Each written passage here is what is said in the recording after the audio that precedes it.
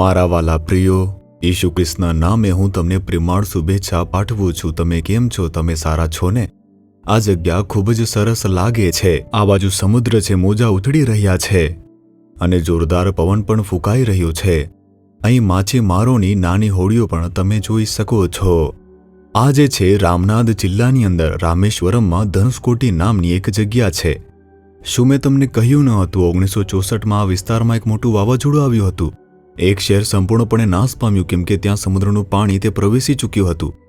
જ્યારે તમે સમુદ્રના મોજા જુઓ છો ત્યારે પરમેશ્વરે તે માટે એક સરહદ ચિહ્નિત કરી છે। જુઓ, મોજા ગમે તેટલા ઊંચા હોય, જ્યારે તે કિનારા પર અથડાય છે ત્યારે તે સમુદ્રમાં પાછા ફરે છે। આપણા જીવનમાં પણ તેવી જ રીતે સમસ્યાઓ આવે છે। મોજાની જેમ તેઓ આવી શકે છે, પરંતુ પરમેશ્વરે મોજા માટે એક સરહદ ચિહ્નિત કરી છે અને તે કહે છે કે બસ આટલું જ દૂર, આનાથી આગળ આવશો નહીં। જ્યારે આપણે દરિયા કિનારે જતા હોઈએ છીએ, આપણે હિંમતભેર કિનારે કેવી રીતે ઊભા રહીએ છીએ? તમે જુઓ, 20 વર્ષ પહેલા સુનામી આવી હતી। શું તમને તે યાદ છે? જ્યારે સુનામી આવી હતી ત્યારે સૌથી વધુ અસરગ્રસ્ત વિસ્તાર તે ભારતનો દક્ષિણ ભાગ હતો અને તમિલનાડુના ઘણા ભાગો હતા। કેટલીક જગ્યાએ શહેરો પણ અદૃશ્ય થઈ ગયા હતા। તે ખૂબ જ એક મોટી આપત્તિ હતી। ઘણા લોકો મૃત્યુ પામ્યા અને જ્યારે પણ તે મોટા મોજા ઉછળતા હતા ત્યારે તેમણે ઘણા લોકોને નષ્ટ કરી દીધા હતા।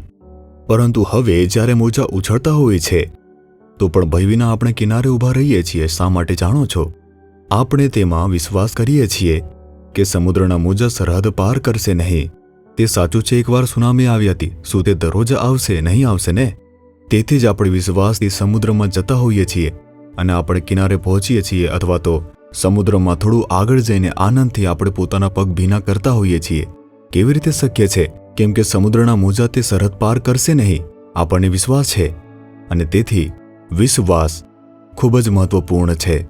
હિબ્રુઓ 10મો અધ્યાય તેની 38મી કલમમાં પ્રભુ આ કહે છે, પણ મારો ન્યાયી સેવક વિશ્વાસથી જીવશે। જો તમારી પાસે વિશ્વાસ હોય તો તમે કોઈ પણ સ્થિતિમાં હિંમતથી ટકી શકો છો। સમુદ્રના મોજાની જેમ સમસ્યાઓ આવી શકે છે, પરંતુ પ્રભુ તમારી સાથે છે। તેથી કંઈ પણ તમને નુકસાન કરશે નહીં, તેમાં વિશ્વાસ કરશો તો તમે તમારા જીવનની અંદર હિંમતથી ટકી શકો છો। કારણ કે વિશ્વાસ એવી વસ્તુ છે જેની પ્રભુ આપણી પાસેથી અપેક્ષા રાખે છે। હિબ્રુઓને પત્ર 11ની 6ઠ્ઠી કલમ કહે છે કે પરંતુ વિશ્વાસ વગર પરમેશ્વરને પ્રસન્ન કરવું અશક્ય છે। જે ઈશ્વર પાસે આવે છે અને ખંતથી તેમને શોધે છે, પ્રભુ તેમને ફળ આપે છે। તેમાં વિશ્વાસ કરવું પડશે।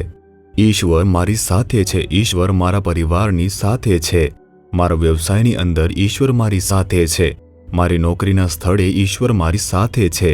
તેથી મને કોઈ પણ વસ્તુની કમી રહેશે નહીં, તે વિશ્વાસ છે। દરરોજ અને બધી બાબતોમાં વિશ્વાસ જરૂરી હોય છે અને તેનાથી જ આપણે જીવી શકીશું। આપણે વિશ્વાસ વિના પરમેશ્વર પાસેથી કશુંક પણ મેળવી શકતા નથી। આપણે તે બાઇબલમાં યાકૂબના 1લા અધ્યાયમાં વાંચીએ છીએ। તેથી આપણે પ્રભુમાં વિશ્વાસ કરવો જોઈએ। તમે કેમ નિરાશ થઈ રહ્યા છો? તમારું હૃદય કેમ વ્યથિત થઈ રહ્યું છે? તમે અમુક બાબતોથી કેમ ડરી રહ્યા છો?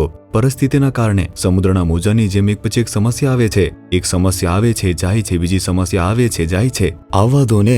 શું તેમને કોઈ મર્યાદા નથી? તેઓ તે મર્યાદાને પાર કરીને આવી શકતા નથી। ઈશ્વરે તેમના માટે એક સીમા ચિહ્નિત કરી છે। તે તમારી નજીક આવી શકે છે, પગને સ્પર્શી શકે છે, તમને અડકી શકે છે, પરંતુ નુકસાન નહીં કરશે। વિશ્વાસ છે, પ્રભુ તે મારી સાથે છે। મુશ્કેલી આવશે ને જશે, મુશ્કેલીઓને મોજાની જેમ આવવા દો।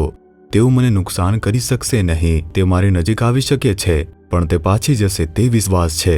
પ્રભુ ઈસુ તે મારી સાથે છે, તે વિશ્વાસ છે। મેં આ ઘણી બાબતોમાં જોયું છે। સમસ્યાઓ મોજાની જેમ આવે છે, સુનામીની જેમ પણ તે આવે છે। એવું લાગે છે અંત આવી ગયો છે। સમસ્યાઓ શેતાન દ્વારા મોકલવામાં આવેલ પૂરની જેમ આવે છે, પરંતુ તે નજીક આવશે અને પાછી જશે, પરંતુ તે આપણને નુકસાન કરશે નહીં। જેમાં મોજા પાછળ હટી રહ્યા છે તેમજ તમારા જીવનની સમસ્યાઓ પાછળ હટી જશે। તમે જીવનમાં પરિવર્તન જોશો। તમે શા માટે ડરો છો? તમારા વિશ્વાસમાં દ્રઢ રહો। ઈસુ તમારી સાથે છે, તે બધું જ સંભાળી લેશે। સંજોગો બદલાઈ જશે, તેમાં વિશ્વાસ કરો। તમારે તે કહેવું પડશે। શું વિશ્વાસથી તમે તે કહેશો? હે ઈસુ, હું તમારા સામર્થ્યમાં વિશ્વાસ કરું છું। તમે અમારી સાથે છો, હું તેમાં વિશ્વાસ કરું છું। અમારા પરિવારમાં અમારી સાથે રહેવા બદલ સ્તુતિ થાઓ। તમે અમારી નોકરીમાં, વ્યવસાયમાં અમારી સાથે છો। તેથી કંઈ પણ મને નુકસાન પહોંચાડી શકશે નહીં, કંઈ પણ મને હરાવી શકશે નહીં. હું વિશ્વાસ કરું છું ઈશુના નામે તે વિજય હું મેળવું છું. Amen, amen. Jesus redeems Gujarati YouTube ચેનલને સબસ્ક્રાઇબ કરો. દરેક નવા કાર્યક્રમની માહિતી મેળવવા માટે બેલ આઇકન પર ક્લિક કરો.